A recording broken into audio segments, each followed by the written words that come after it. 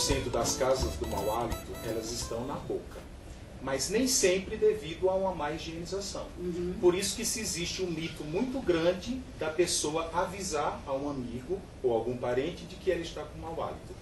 Se a gente quebrar esse mito de que a halitose é um distúrbio no organismo que pode ser proveniente de coisas mais graves, a gente vai estar ajudando muitas pessoas nesse sentido. A maioria dos pacientes que eles já estão cientes que eles são portadores, eles escovam às vezes até 10 vezes por... Como eu falei que 90% das causas estão na boca, então o profissional, primeira escolha, deve ser o cirurgião dentista. Depois pode-se procurar outros profissionais que o dentista encaminhar, porque a halitose ela é classificada como multidisciplinar. Pode ir para um gastro, porque apenas 1% das causas são relacionadas ao estômago, ou até o otorrino também, devido às vias aéreas superiores. Ah, quer dizer que tem todas essas causas, então? Exatamente. Então vamos lá, doutor, vamos falar das causas, de cada uma delas. São mais de 60 causas. Nossa. Se a gente fosse enumerar aqui, a gente ia passar a tarde inteira aqui falando. Mas as principais: problemas gengivais, estresse, problemas de próteses mal adaptadas, alteração do padrão salivar, alguns problemas gástricos, problemas de sinusite, TPM e por aí vai adiante. Também São várias causas. ser consequência de medicamento? Então, o medicamento basicamente seria aqueles medicamentos que diminuem a salivação. Pois é, que altera a salivação. Altera a salivação. A faixa etária que é mais comum ter problema de halitose é a terceira idade. Por quê? Porque medicamentos como hipertensivos, antidepressivos, para colesterol, para diabetes, todos esses influenciam no padrão salivar, influenciando na quantidade e na qualidade da saliva, deixando a boca mais seca. A gente sempre fala que boca seca é sinônimo de mau hálito.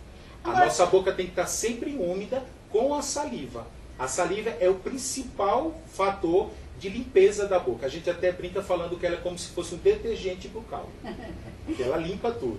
Agora, doutor, se eu estou com esse problema, por exemplo, eu tenho que tomar um antidepressivo, aí, por consequência desse fato, eu fico com a boca seca, e por consequência da minha boca seca, eu tenho mau hálito, aí eu tenho que parar o antidepressivo? Não, jamais. O problema que acontece é às vezes que a pessoa, dando o exemplo, que toma antidepressivo, ela está tomando pouca água também.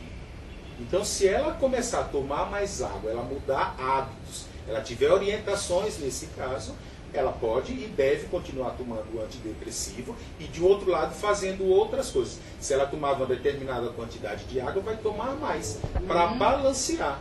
E balanceando, ela vai continuar com a medicação e sem problema de mau hálito. E sem o problema do mau hálito, Exatamente. né? Então, estamos falando das mais comuns, falamos dos medicamentos, o que mais? Esse problema de nariz que o senhor disse que precisava ir para o otorrino. O problema de acontece? sinusite, o problema de muco. Esse muco proveniente que ele fica segurando nessa região, ele começa a gotejar na região mais posterior da língua. Esse gotejamento serve de substrato para as bactérias. Vamos brincar assim, falando de alimento. As bactérias comem esse alimento e na fermentação desse muco são liberadas moléculas de enxofre. Essa molécula de enxofre que é o mau hálito, que é o que a pessoa vizinha vai sentir. Então tem que ter realmente ter cuidado para saber realmente o que está acontecendo nas vias aéreas superiores também. Todas as causas de mau hálito têm solução? Todas as causas de mau hálito têm solução. Convém só ressaltar que, por exemplo, pode ser um mau hálito devido a um carcinoma, um câncer hepático em alguma região do organismo, que vai ser liberado também, através de via pulmonar, de alguns compostos. Aí, nesse caso, só na cura daquele caso. Mas os outros hálitos, halitoses sistêmicas, bucais, são realmente controlados. A gente não fala de cura, porque a gente não classifica a halitose como uma doença. Então, a gente fala de controle. A halitose, ela é fisiológica, sabe? Todo mundo de manhã, quando acorda, tem mau hálito. A gente não tem salivação no período que a gente dorme, então 100% da população de manhã acorda com mau hálito. Não existe creme dental, não existe produto de bochecho milagroso que você vai passar e nunca vai ter mau hálito, não. A halitose fisiológica da manhã, quando a gente acorda, após uma higienização e uma alimentação, aí ela é eliminada. Será que não dá para ter aquele velho hábito da vovó de ter um copinho d'água? Isso seria o ideal. Pra de Vários goles de água. Bom dia. Isso. E principalmente fazer higienização e alimentação. Então vou relatar também um pouco da litose sistêmica. Mais de 3 a 4 horas sem se alimentar, com o estômago vazio, o organismo ele precisa queimar gordura para poder a gente fazer os movimentos que a gente necessita, de falar, pensar e tudo mais. Essa queima de gordura também é eliminado algumas moléculas de enxofre que via pulmonar ela é exalada. Então, nesse caso, essa litose sistêmica, a boca está perfeita, não tem problema de saburra, mas via pulmonar ela é eliminada. Então, não se deve ficar mais de 3 a 4 horas sem se alimentar.